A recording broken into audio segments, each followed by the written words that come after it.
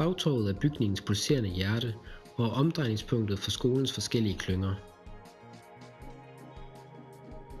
Med udgangspunkt i programmet placeres børnehaven og de 3 indskolingsklynger omkring Fagtorvet. På det andet niveau placeres klyngerne i mellemtrinnet.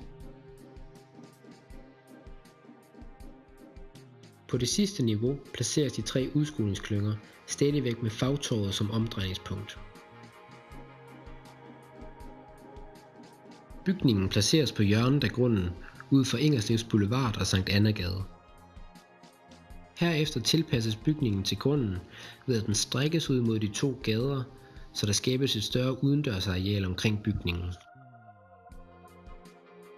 I tæt forbindelse med terræn samles børnehaven og indskolingsklyngerne i 2 niveauer mod nord. For at skabe god kontakt til byen placeres multisalen, multirummet og hovedindgangen ud mod Ingerslevs Boulevard.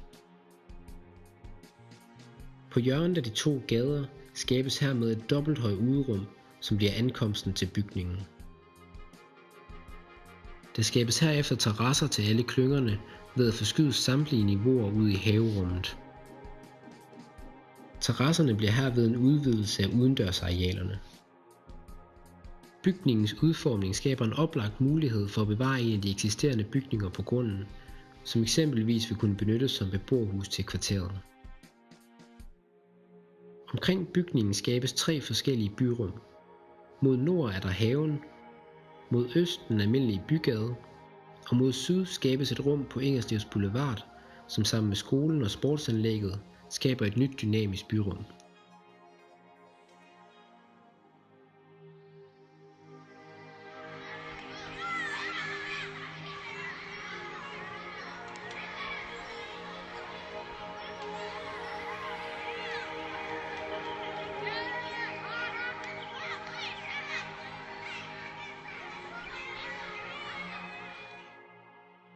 Fra hovedindgangen ved Ingerslevs Boulevard kommer man ind i ankomstområdet. Her er der mulighed for ophold i loungen.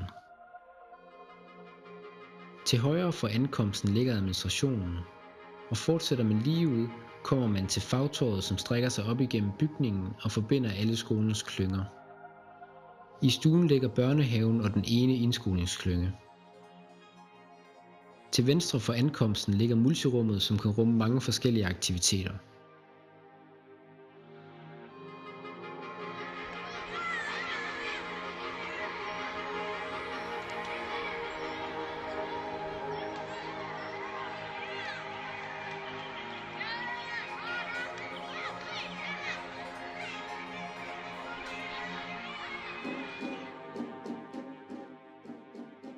I forbindelse med multirummet ligger caféen, teateret samt storkøkken og hjemkundskab. Herefter ligger multisalen med omklædning. Salen har god kontakt til Ingerslevs Boulevard og er med til at aktivere byrummet.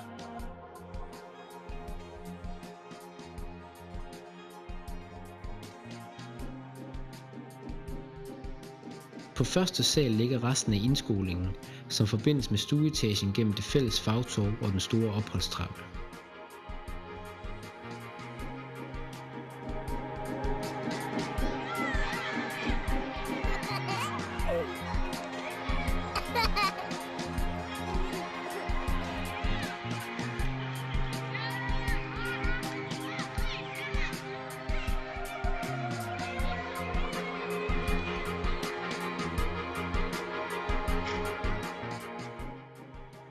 Sundhedscentret ligger ligeledes ud mod Fagtorvet og i tæt forbindelse med trappen fra ankomstområdet.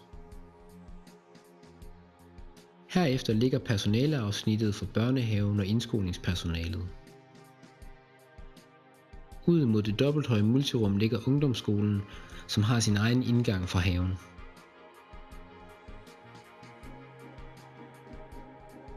Samtidig er der indgang til bygningen fra terrassen ved den store trappe.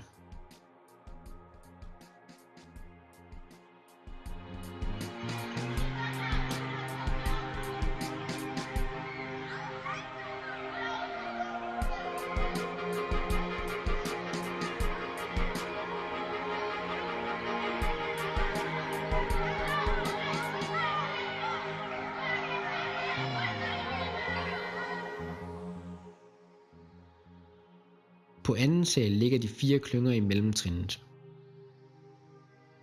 2 og 2 deles de om et pædagogisk køkken, som bliver klyngernes sociale samlingssted og som ligger i åben forbindelse med fagtorvet. I midten af fagtorvet ligger den dobbelthøje motoriksal som et transparent rum. Herved bliver bevægelsen et centralt element i fagtorvet og i bygningen.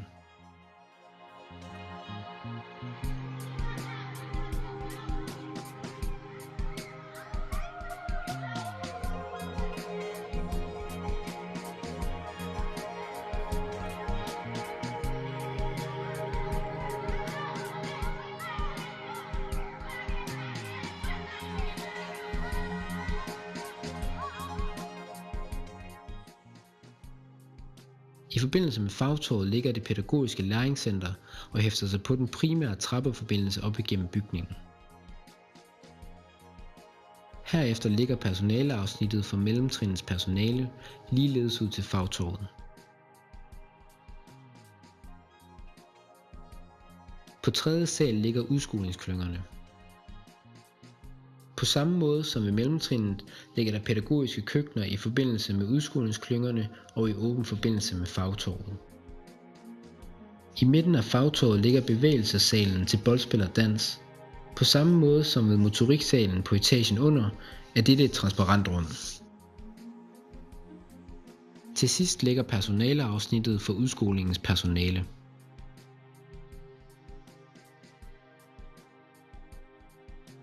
Skolen er bygningens primære funktion, men bygningen benyttes også af lokalområdet, herunder som ungdomsskoler og fritidsbrugere. Skolen består overordnet af en ankomst med administration, multirummet og multisalen, samt fagtorvet, som strækker sig op igennem bygningen og forbinder alle skolens klynger. Som eksempel viser cirkulationen i bygningen for børnehaven, en indskolingsklynge og en klynge i mellemtrinnet. Børnehaven ligger i stueetagen og har sin egen primære indgang mod nord, således at den kan fungere som en mere selvstændig enhed. Samtidig er den forbundet med resten af skolen gennem det fælles fagtorv. Indskolingsklyngen ligger både på stueetagen og 1. sal, og er forbundet gennem det fælles fagtorv og den store opholdstrappe. For at ankomme til indskolingsklyngen i stueetagen, kan man ankomme fra bygningens hovedindgang og gå gennem fagtorvet. Derudover kan man også benytte de 2 sekundære indgange til fagtorvet.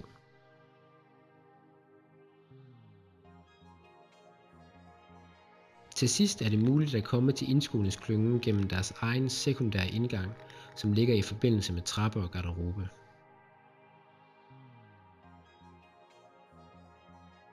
Mellemtrinnet ligger på 2. sal. Det er muligt at komme til en af mellemtrinnets klynger via hovedindgangen og bygningens primære trappeforbindelse.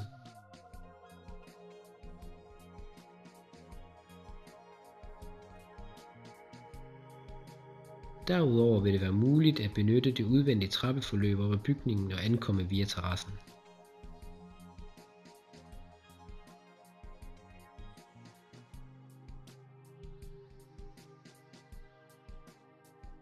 Ungdomsskolen ligger tilgængelig for resten af bygningen og i tæt forbindelse med trappeforløbet i den vestlige del af fagtorvet. Derudover er det muligt at komme til ungdomsklubben direkte fra det fri via den udendørs trappe fra haven.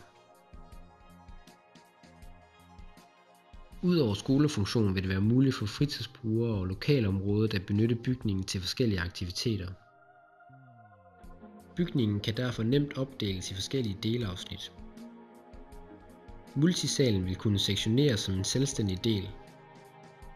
Indgangen vil herved ske gennem passagen mellem Ingerslevs Boulevard og haven.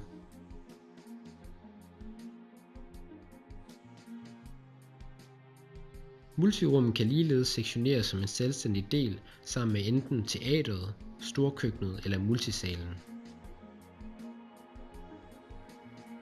Her vil det være muligt at ankomme via en sekundær indgang ved hovedindgangen, samt mulighed for direkte adgang fra haven.